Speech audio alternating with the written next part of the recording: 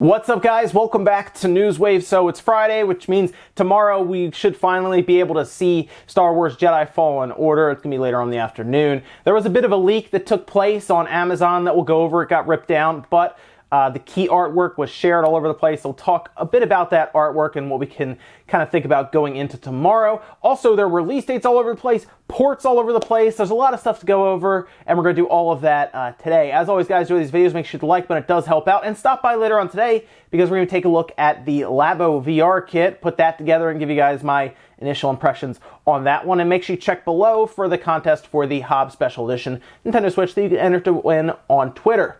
Now, today we're going to start actually with Disney. Disney Plus, that is, because there is a new streaming service that they announced. A lot of us were anticipating that because if you remember, they're going around, a lot of the Marvel shows like Daredevil, Punisher, some others kind of got taken down. They're not doing them anymore. Even though Daredevil was awesome his latest season, they still got rid of it off of Netflix. Well, Disney Plus has been announced, and it's actually showing up November 12th. And what's interesting about the situation is they showed a graphic, as you're seeing here, of a bunch of systems that it's going to be going to. Apparently, the one that we know it's going to is the PlayStation 4. They seem to have worked out a deal there with Sony, whereas the Switch and the Xbox One are still tentative, and they're kind of still working through that process. But everything that was in that slide is everywhere they want to go. So they do want to be on the Switch, and they do want to be on the Xbox One, you know, everything, Amazon, Fire Stick, and all that stuff. They want to be everywhere that they can, and that makes a lot of sense, obviously, because it's their streaming service. It's going to be either $7 a month, $6.99 a month, or $69.99 per year. You can just do one big annual fee. And then, of course, you can get all the Disney stuff because they seemingly own like everything now at this point. Obviously, Star Wars, Marvel being the big ones. It's interesting to see this. It's also interesting to see that they are pushing hard to get on the Switch. And there's still no Netflix on the Switch, not even a peep about that. But hey, if you're a Disney fan or you like some of the stuff they own, you can look forward to that later on at the end of this year. And it sounds like it's going to be a pretty stacked streaming service. So interesting nonetheless there. And we'll see if they have any announcements for the other platforms, the Xbox One and the Switch, leading up to their release in November. And for everyone enjoying Sekiro, check this press release out because this was something else. Activision put this thing out, and yeah, you're reading that right. Sekiro sold 2 million copies worldwide in less than 10 days. That is absolutely insane. It's great to see, obviously. It really is. It's very cool. And we even got a bit of context compared to some of the Dark Souls games. Daniel Ahmed put some of those stats out, saying the original Dark Souls sold 2.37 million copies in 1.5 years. Dark Souls 2 sold 2.5 million copies in a year. And then Dark Souls 3 took a couple of months to reach 3 million. Sekiro is obviously the most popular Souls from software type game that's been put out, and that's great to see. Sekiro is a great game. I think more people should enjoy it. I understand it's difficult, but it is a rewarding type of difficult. That's the thing. It's hard, but when you do defeat a boss or a part that you've been stuck on for like an hour or two, it feels really good to get that final like killing blow in and then move on because you feel like you accomplished something there. And I like the game just how it is. I think it's fine. And then people want easy mode and everything, and sure, they could technically do that, but I think how it is now is perfectly fine. And hey, maybe they'll look into like a easy mode going into the next game or something, but I think it's hard but fair. But good to see. I mean, 2 million copies in 10 days from when they started selling it is insane. And we did get some Labo reviews. This was an interesting situation because I think a lot of outlets are waiting for the Breath of the Wild and the Mario Odyssey stuff to drop, but that's not dropping until April 25th. So we have a bit of a wait there, but I think that's what they're waiting for. A lot of them put out their impressions, then they might give it a full score later on, as Metacritic and OpenCritic didn't really have scores up because of that. However, most of them said for the price, again, for the price, it was a pretty fun VR experience, but it is one of those things that's in short bursts. That's why you can't strap the thing to your face. But I really don't know how well Zelda Breath of the Wild is going to work in long bursts or long play sessions, I should say, without some way of securing the thing to your face. But again, we'll check it out later on today. Just make sure you're ready to go and have the notification bell ticked, because we'll put it together, we'll try it out. I think I'm just going to get the standard with the goggles and the blaster. I don't know if I need like the bird and everything else. I just want to put it together, see how the VR experience is, and then get ready for Breath of the Wild and Mario Odyssey to see how all that works. And guys, some of the quick news out of the way, let's get into the bigger stuff. We're going to start with Star Wars right away on the Nintendo Switch, actually. What's interesting about this situation is Star Wars Pinball is actually heading to the Switch later on this year, and I put out a tweet about that, and people were actually really excited. In fact, everywhere I looked online, people are very happy about this, so that's good to see. I mean, I know pinball is pretty popular, and Zen Studios has done a pretty good job with some of these pinball tables and everything, so pretty cool to see. But some of the information they put out, and a full trailer, does look pretty good. They're going to have 19 tables. They're going to be obviously Star Wars themed, obviously, but they're going to be adaptations of some of the films: New Hope, Empire Strikes Back, Return of the Jedi, The Force Awakens, Rogue One, even in Solo, which is pretty cool. And they're going to throw some of the TV series in there, like the Clone Wars, Star Wars Rebels. It actually looks like it's going to be a pretty cool game overall. It's going to be going on sale. Oh, it's going to release later on this year in September, so that's good to see. And it looks like it's going to incorporate things like HD Rumble and even like a career mode. Apparently, this design was short on-the-go play sessions in mind. So this is actually really neat for pinball fans. Again, it's going to be September 13th of this year. And again, I know people are probably like, oh, I wanted like a full Star Wars game. I think this is going to be cool for people who enjoy the pinball games. And of course, you got to remember, who controls Star Wars. It's EA. Now, this seems to be some kind of collaboration with Disney and Zen Studios, and I'm sure EA's like, pinball, who cares? Apparently a lot of people, but EA is probably like, it's not a Battlefront, it's not like, Jedi Fallen Order or whatnot. It's gonna be a fun thing for some people to try out, and I know people really want the full Star Wars experience. I think the biggest thing that we should get on the Switch is a Rogue Squadron, to be completely honest, with like Factor 5 involved, but again, that's all EA.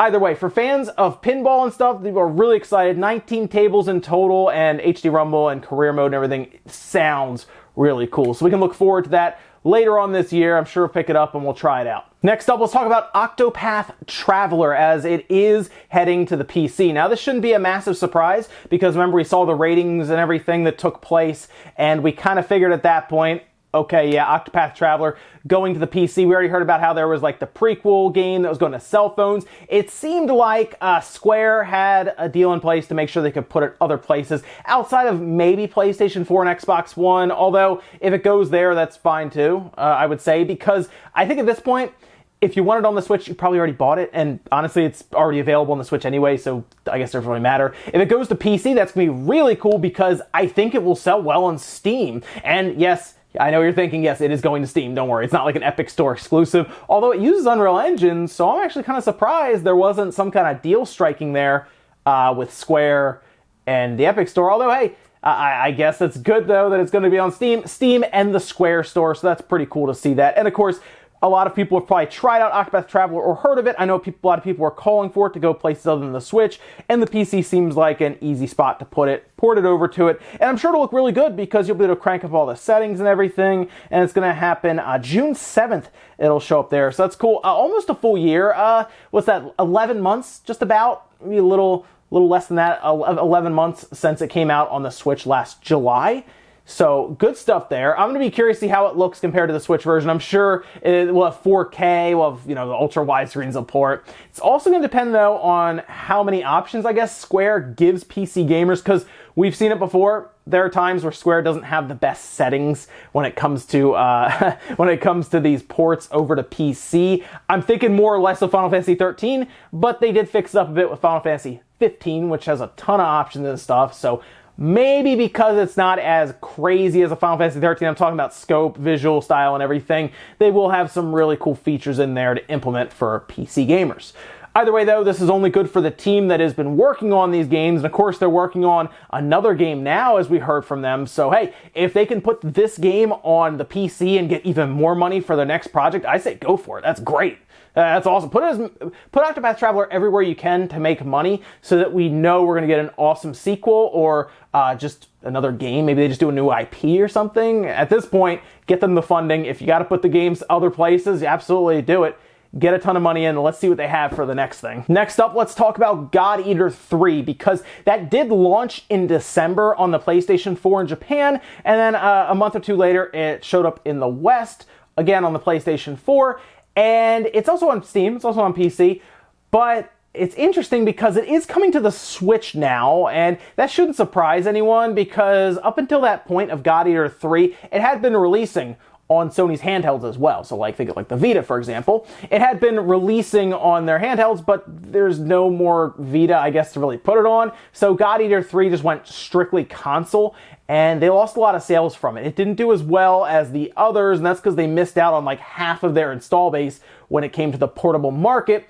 It only makes sense that they're going to be moving it to the Switch. It's going to be showing up in Japan July 11th, but then it's going to be showing up in the West a day later, July 12th. And that's good. That's good that it's not going to be a long wait, obviously. But this shouldn't really surprise a lot of people after what we saw with with the sales. Bandai Namco more than likely was like, yeah, we kind of need another Vita, but there's no other Vita. So let's get the Switch. Let's put it on the Switch, because we've talked about the Switch at this point passing the PlayStation 4 in the next month or so in Japan to really take over that entire region when it comes to install size. So it only makes sense. In fact, I wouldn't be shocked if going forward, like all Japanese games really make sure they are on the Switch. Code Vein disappeared. Guess what? That's probably going to reappear with a Switch version. Don't be surprised, is what I'll tell you, if there is a Switch version of that game at this point, because the handheld market is pretty much dominated at this point by either cell phones or the Switch. And if the game, the franchise, has been known to be on a portable system, it will definitely be on the Switch alongside of the consoles like the PlayStation 4, for example. And the Switch is interesting because it's technically a hybrid, so console handheld. Either way, though, God Eater being a game that obviously needs a handheld, I think, with it, it's good to see it go to the Switch, and you won't have to wait too long, obviously, into the summertime. And I'll be curious to see how it runs and looks and everything. I'm sure it'll be mostly fine.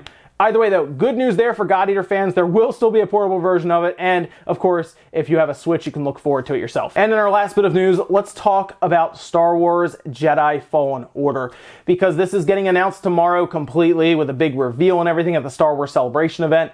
And I'm hoping it's going to be good. I say hoping because, of course, EA is attached to it, which who knows at that point, right? I'd like to think it's going to be great because it's Respawn.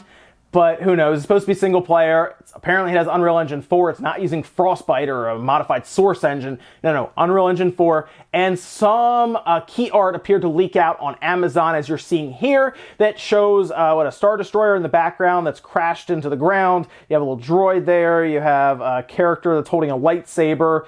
And it looks pretty cool. I mean, the whole idea apparently is that you're trying to not fit in, according to them. You're trying to hide and stay out of sight and kind of, I guess, sneak around because, of course, you are trying to survive through all of the Jedi pretty much getting exterminated at that point. It sounds like it could really set up to be a really, really fun, really cool story.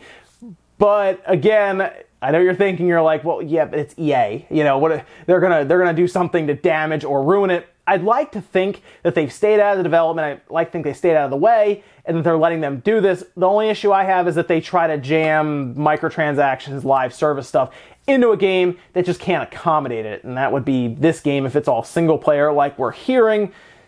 But we'll see. I mean, we don't have to wait too much longer. The key art looks cool. I'm excited to find out more about it. I like the idea of it being a straight-up single-player style game where you are playing as a Jedi. It reminds me of Jedi Outcast, Jedi Academy.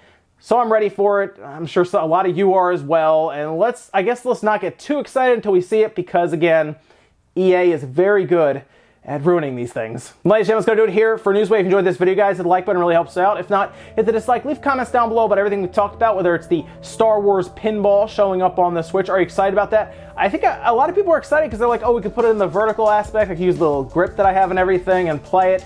A lot of pinball fans out there, so that's good to see. And then, of course, what do you think about God Eater or Octopath Traveler going to the PC? Are you excited about that? Because then you can, I guess, play it on your PC in full settings and everything. Should be pretty cool to see how that game looks. It already looks great on the Switch, but then you put it on a really powerful system, right, with like a GTX 1080 or 2080 or whatnot, and crank up the settings. Should look really neat. Thanks, guys, for watching, and I'll see you Monday morning for Newswave.